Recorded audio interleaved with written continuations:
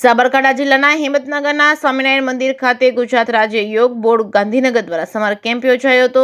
સમગ્ર વાત કરીએ તો 7 થી 15 વર્ષના બાળકો માટે નિઃશુલ્ક યોગ અને સંસ્કાર શિબિર યોજાઈ હતી। ગુજરાત રાજ્ય યોગ બોર્ડ અને રમતગમત યુવા અને સાંસ્કૃતિક પ્રવૃત્તિઓ વિભાગ દ્વારા સમગ્ર ગુજરાત રાજ્યમાં સમર યોગ કેમ્પ યોજાયો હતો, જેમાં તારીખ 20 થી 29 મે સુધી કરવામાં આવ્યું હતું।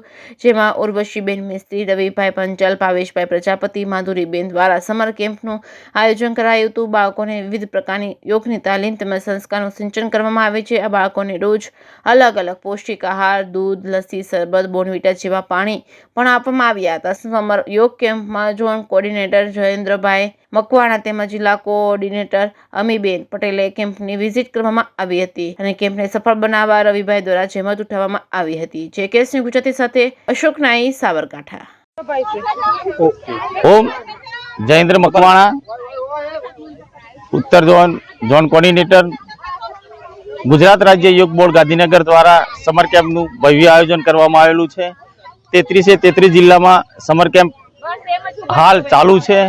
200 જગ્યાએ સમર કેમ્પ ચાલુ છે અને 20,000 થી વધુ બાળકો આ સમર કેમ્પમાં ભાગ લઈ રહ્યા છે। એક આ સંચાલક શ્રીઓ દ્વારા બાળકોને પૂરતું માર્ગદર્શન યોગ વિશે આપવામાં આવે છે અને સાથે સાથે સંસ્કારનું સિંચન પણ કરવામાં આવે છે।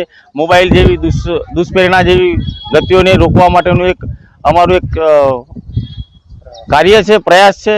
તો આ સમગ્ર 20 તારીખથી અને 29 તારીખ સુધી 10 દિવસ સુધી આ યોગનો પ્રચાર પ્રસાર અને સમર યોગમાં બાળકો ખૂબ ઉત્સાહથી ભાગ લઈ રહ્યા છે। એમને સ્વાદિષ્ટ અને પૌષ્ટિક નાસ્તો પણ આપવામાં આવે છે 10 દિવસ સુધી અને બાળકો સમગ્ર 33 જિલ્લામાં 20,000 થી વધુ બાળકો પણ આમાં ભાગ લઈ રહ્યા છે અને બાળકો આનંદિત છે। અત્યારે હાલ સાબરકાંઠામાં કાંકણોલ સ્વામિનારાયણ મંદિરમાં પણ આ સમર કેમ્પનું આયોજન છે। એની મુલાકાતે જિલ્લા કોર્ડિનેટર અને ઝોન કોર્ડિનેટર અને તમામ સહસંચાલકની ટીમ અહીં ઉપસ્થિત છે।